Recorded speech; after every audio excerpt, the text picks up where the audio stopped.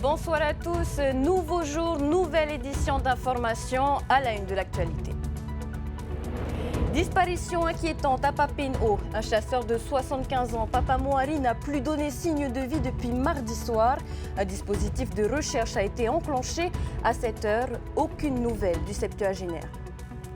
Comme chaque année à l'approche des fêtes, le gouvernement dédie un moment festif aux sans-abri en les accueillant à la présidence.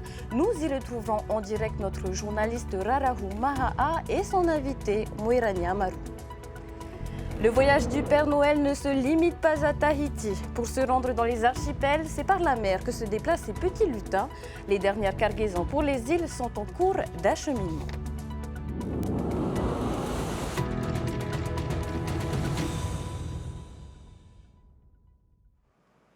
Nouvelle disparition dans la vallée de Papenhaut. Papi Moari, un chasseur habitué des lieux et bien connu à Hitia, est introuvable depuis mardi soir.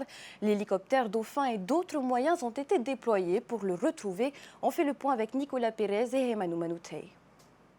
Une quarantaine de chasseurs, secouristes et gendarmes, épaulés par l'hélicoptère Dauphin, sont à la recherche de Papi Moari.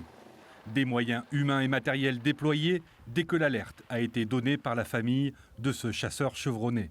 Alors on a été alerté hier aux alentours de 16h, à la suite de quoi des moyens ont déjà été engagés sur la décision du Haut-Commissariat. En l'espèce, il s'agissait d'un dauphin de la 35F qui a effectué plusieurs survols de la zone, donc du plateau de Tupalau. Évoluant dans une zone escarpée, ce dispositif exceptionnel est assisté depuis ce matin par l'unité d'élite de la gendarmerie. Les recherches ont repris à partir de 6h avec l'effectif suivant, déjà une quinzaine de personnes de la vallée, accompagnées de 3 sapeurs-pompiers de la commune de Hitia-Otera, auxquels se sont joints 17 militaires de la gendarmerie. Et précisément parmi eux une dizaine de militaires de l'antenne GIGN équipés de 2 drones, donc qui viennent d'être treuillés par l'hélicoptère de la 35F pour poursuivre les recherches. Visiblement inquiet, le maire de la commune a tenu à être présent sur zone pour soutenir la famille dont il est proche. C'est pas évident d'accepter quelqu'un qui connaît très bien, et en plus c'est l'époux de notre maire déléguée, Madame Anto, avec les enfants, sa paroisse, cette Anne. Et en plus, ça fait pas trop longtemps qu'il a pris sa retraite. Papi Moari, fin connaisseur de chaque recoin de la vallée de la Papenhaut, présenté comme prudent, a certainement dû affronter une météo difficile. Il pleuvait beaucoup dans la vallée de Papenhaut et il était avec 3 jeunes chasseurs. Donc ils se sont séparés mercredi matin. Comme il pleuvait beaucoup, ils préfèrent rester à l'abri, à refuge des chasseurs. Cette zone enclavée, théâtre chaque année de drames dus à ces pistes accidentées et ces crues dévastatrices, est aujourd'hui dépourvue de réseau téléphonique. Un moyen de communication qui aurait pu faciliter les recherches. Ils n'ont pas de talkie-walkie, mais non, ici le réseau Vini donc, ne passe pas. Donc voilà, c'est ce que nous on a toujours fait la demande depuis des années, en fait, qu'il y ait au moins un réseau Vini. Il y a des zones qui ont des réseaux, mais en fait il faut descendre, sinon il faut remonter. Voilà. Stoppées en fin de journée, les recherches devraient reprendre dès demain matin avec le même dispositif pour retrouver Papi Moari. L'Assemblée de la Polynésie met fin au PDG des sociétés d'économie mixte, les SEM. Le cumul des fonctions de président et de directeur général sera désormais interdit dans ces satellites du pays. Et ce n'est pas tout. Les précisions d'Emma Mathieu. Ils ont acté la séparation des pouvoirs. Les postes de directeur général et de président du conseil d'administration ne pourront plus être occupés par la même personne. Autre changement, les directeurs généraux ou directeurs généraux délégués devront être choisis en dehors des administrateurs et des actionnaires de la société. Cette loi concernant les SEM, elle avait été initialement adoptée en 2022. Le premier texte qui prévoyait effectivement la séparation des pouvoirs n'a pas mis en place de délais et de contraintes pour transformer. Alors la plupart des SEM ont effectivement adopté cette gouvernance à 2 têtes et certaines ne l'ont pas fait. C'est pour ça que, comme je l'ai dit dans mon intervention, il était nécessaire de fixer finalement un délai limite. Ce délai de mise en conformité est de 6 mois. Sur les 8 sociétés d'économie mixte du FENUA, 3 sont concernées. Il s'agit des directions d'Air Tahiti Nui, de la société Transport d'électricité de Polynésie et de Veitama, l'assainissement des eaux de Tahiti. Si Warren Dexter a affirmé que le gouvernement soutient la démarche, l'opposition n'est pas du même avis et pointe du doigt un règlement de compte entre le président de l'Assemblée et le président du pays. Au-delà de cette proposition, qui n'en est pas vraiment une, on voit un message en fait à peine dissimulé au président de la Polynésie, et le président de l'Assemblée l'a dit lui-même, c'était justement pour remettre en cause certains mauvais choix de gouvernance. Tout est dit. Il reconnaissait que certaines décisions, certains choix de directeurs n'étaient pas les bons. Et en particulier, il l'a dit, Air Tahiti Nui et la TEP. Le 3 décembre, le CESEC a rendu un avis favorable sur ce texte. Le Conseil a également suggéré d'appliquer les mêmes dispositions pour les établissements publics, comme les EHPA ou les EPIC. Là, c'est un sujet sur lequel on ne s'est pas encore penché. Oui, bien entendu, ça pourrait être envisagé. Mais la question de fond, la plus intéressante, c'est de savoir est-ce qu'il relève des missions du service public que de diriger des actions qui touchent aux activités économiques du pays ou bien du secteur privé. Et donc ce débat de fond, on a commencé à l'initier ce matin. Bon, on ne l'a pas conclu, mais en filigrane, voilà l'état d'esprit qui anime aujourd'hui les élus de l'Assemblée. Les élus de Taraheuil devraient donc se pencher sur le sujet dans les mois à venir. Un autre point a été soulevé pendant les débats. En dehors des élus et des ministres qui n'en perçoivent pas, la rémunération de certains membres de conseils d'administration est assez opaque. Et sachez que l'exécutif polynésien prévoit des aides financières à destination de Mayotte et de nos voisins des Vanuatu, respectivement frappés par un cyclone et un séisme. Le montant des enveloppes devrait être décidé demain lors d'un conseil des ministres extraordinaire. Aussi, la délégation polynésienne de la Croix-Rouge lance un appel aux dons financiers pour soutenir les Mahorais.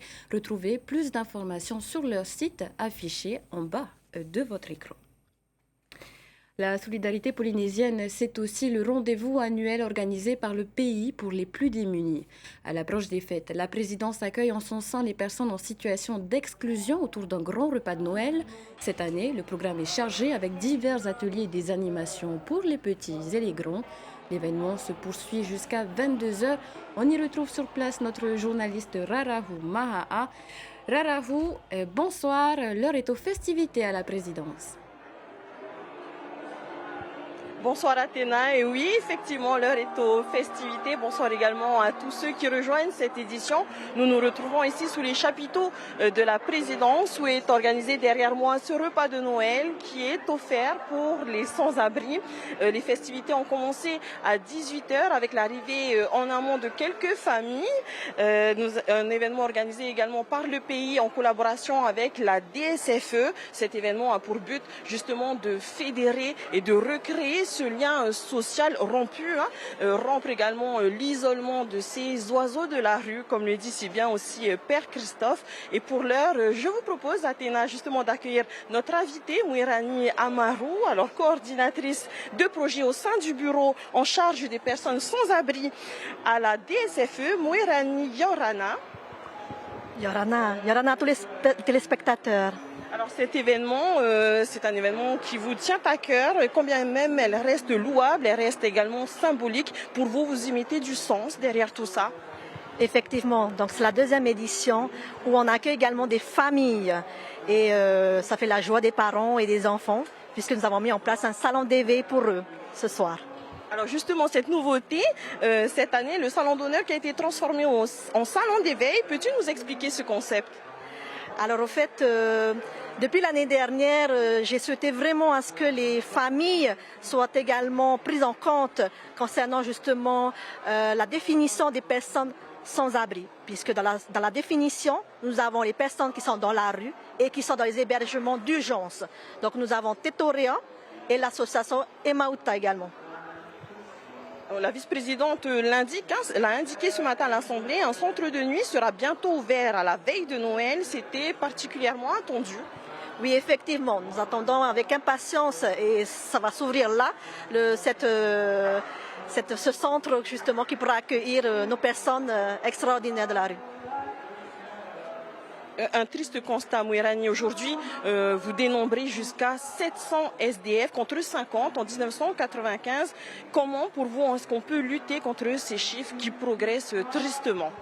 Alors tout d'abord, je veux dire que c'est un reflet de la société, puisque la Polynésie française n'est pas épargnée par tous les problèmes économiques, également de l'insertion professionnelle et du social. Donc comment y remédier? Avec la journée d'études du 9 et 10 décembre qui s'est donc présentée au chapiteau de la présidence, où tous les partenaires de tous les parcours social, insertion professionnelle, foncier, scolaire, santé se sont réunis pour justement qu'on se mobilise, on fédère et que le bureau en charge des personnes sans abri est là pour coordonner et justement sous l'égide de la DSFE et de notre ministère de tutelle, nous sommes là aussi aujourd'hui pour justement continuer ce travail de collaboration et de partenariat. Merci Mouirani en tout cas d'avoir répondu à nos questions. Derrière moi, Athéna, vous pouvez le constater qu'il y a 50 tables qui ont été dressées, donc c'est plus de 500 couverts qui sont servis actuellement. Sur ce site, on retrouve également plusieurs ateliers, des ateliers de maquillage, des ateliers de coiffure, de création de décoration de Noël, des jeux vidéo également. Mais le petit plus de cette soirée également, c'est que nos amis, ceux qui sont derrière, ceux qui sont attablés, eh bien, peuvent repartir avec des photos souvenirs pour petits et grands. Donc une soirée magique qui s'annonce ce soir à Athéna. Voilà quelques petits éléments de réponse qu'on pouvait partager avec vous, Athéna. Merci Rara Houmaha. Merci également à Désiré Teivao derrière la caméra. Et l'esprit de Noël souffle jusqu'à Mahina. Nous vous en parlions dans nos précédentes éditions. L'opération de réhabilitation des jouets par l'association Tataï prend fin avec la distribution des cadeaux. Elle a bénéficié à 200 familles de la commune. La démonstration qu'avec peu de moyens mais beaucoup de motivation, il est possible de réaliser de belles choses et d'offrir de beaux moments. Ils ont été immortalisés par Laure Philibert et Mataï Horey. Ils se sont levés tôt, bien qu'en vacances. Ces enfants répertoriés par les écoles de Mahina ont été invités à une journée organisée spécialement pour eux. 200 familles pour cette 4e année consécutive et un peu plus de 800 personnes présentes normalement si tout le monde est venu. Et donc on a pensé organiser cette journée avec toutes les activités que vous avez vues là aujourd'hui. Et on s'est dit que des parents qui accompagnent leurs enfants, c'est encore mieux. C'est vrai qu'être élu, ça demande un sacré engagement. En voyant tous les enfants sourire, les parents sont là, ils vont partager un repas et tout. C'est de voir toute cette joie dans leurs yeux, c'est le plus beau des cadeaux. Ce Noël communal se prépare depuis des mois, car même si les finances de Mahina sont désormais au vert, le budget alloué à l'opération est limité. On essaye de faire en sorte que nos enfants de Mahina puissent bénéficier d'un Noël digne de ce nom. Donc on est allé chercher un peu dans nos réserves, on est allé faire preuve d'ingéniosité encore une fois cette année. On a démontré avec peu de moyens et peu de choses, mais avec de bonnes idées et de la bonne volonté, on peut faire quelque chose comme c'est le cas aujourd'hui. C'est la première fois qu'on participe à ce Noël-là pour les enfants et on est très contents. C'est la joie pour les enfants. C'est normalement la Noël, c'est pour les enfants. La vie, elle est chère, c'est trop cher. Mais par contre, ce que la commune a mis en place pour récupérer les jouets qui sont abîmés, on pourra les refaire et ensuite, ce sont ces cadeaux-là qu'on offre à chaque famille, voilà, et qui aident chaque famille, surtout les enfants. Association, Matariapo, agents communaux et entreprises, la coopération est transversale. Même le Père Noël a fait le déplacement. On était en contact sur Facebook avec le Père Noël, parce qu'il a Facebook. Et du haut de son nuage, il nous regarde en ce moment et il a dit « J'ai hâte de venir à Mahina ». Chaque année, il a dit « C'est un rendez-vous que je ne manquerai pas à Mahina ». L'an prochain, la commune espère pouvoir atteindre le millier de bénéficiaires. Il y a certains cadeaux qui peuvent réserver de mauvaises surprises. La direction des affaires économiques a fait paraître un rappel de produits. Il s'agit du jouet planeur avec lanceur de la marque Free and Easy. Au Fénois, le jouet a notamment été vendu dans les enseignes réputées pour leur prix bas. Il est demandé aux consommateurs ayant acheté ce produit de ne plus l'utiliser et de le rapporter au point de vente afin d'être remboursé. Plus d'informations sur notre site tntvnews.pf. Et pas de cadeau sans traîneau du Père Noël. En Polynésie, le personnage préféré des enfants troque sa traditionnelle monture pour de gros bateaux. Les derniers cargos quitteront bientôt Motuta pour les ultimes livraisons dans les îles avant les fêtes. Lord Philibert a suivi les lutins en charge des Tuamotu. Il faut s'armer de patience et regarder à 2 fois où l'on se gare sur les quais de Motuta. 3 navires de la compagnie Taporo sont amarrés. Destination les Raromat'ei, les Tuamotu, les Gambiers et les Marquises. C'est le dernier bateau avant les fêtes pour nous et pour les autres bateaux aussi. On trouve un peu de tout, des jouets, du linge. Et c'est plutôt les colis de dernière minute. Ils ont déjà commencé à faire envoyer leurs colis pour les fêtes bien avant. Il y aura de la place pour tout le monde. On n'a pas le choix, on prend tout. Les grands sacs apportés par les agents de Wharerata ont des allures de hôtes du Père Noël. Ce sont les derniers cadeaux pour les îles, les Tuamotu, les Marquises et les îles sous le vent. J'emmène ce qu'on a traité là, ce qui est fini, les derniers traitements. La plupart, ce sont des cadeaux de Noël. D'autres sont venus tôt ce matin pour embarquer les dernières commandes faites par la famille. Là, j'envoie une nouvelle télé pour mes beaux-parents avec un peu des provisions pour la famille, pour les enfants. Et de quoi faire la fête. Ouais, c'est très important. C'est la famille, c'est sacré. Et c'est pas tous les jours qu'on les voit, c'est au moins une fois tous les 2 ans. Même les animaux n'ont pas été oubliés. Pour ces marins, partir à moins d'1 semaine de Noël, ça signifie célébrer cette fête loin de sa famille. C'est ça, c'est un choix de vie qu'on a choisi. Et oui, il reste encore beaucoup de choses à charger, à ranger. Et ensuite, on y va. Dans les îles qu'on dessert, on est bien accueillis par les habitants des Tuamotu. Partout où on va, on est bien accueillis, on est bien reçus. Il y a une bonne relation entre le navire et la population. Ah oui, ça fait partie du métier, c'est notre rôle et ça nous fait toujours plaisir de servir les clients. Ouais, c'est du boulot, c'est le métier.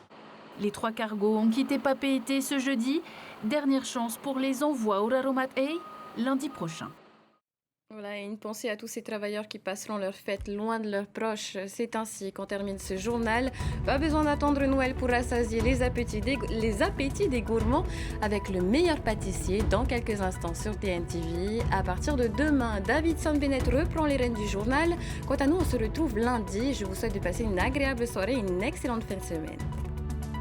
Retrouvez ce journal en replay sur notre site internet et notre application mobile TNTV.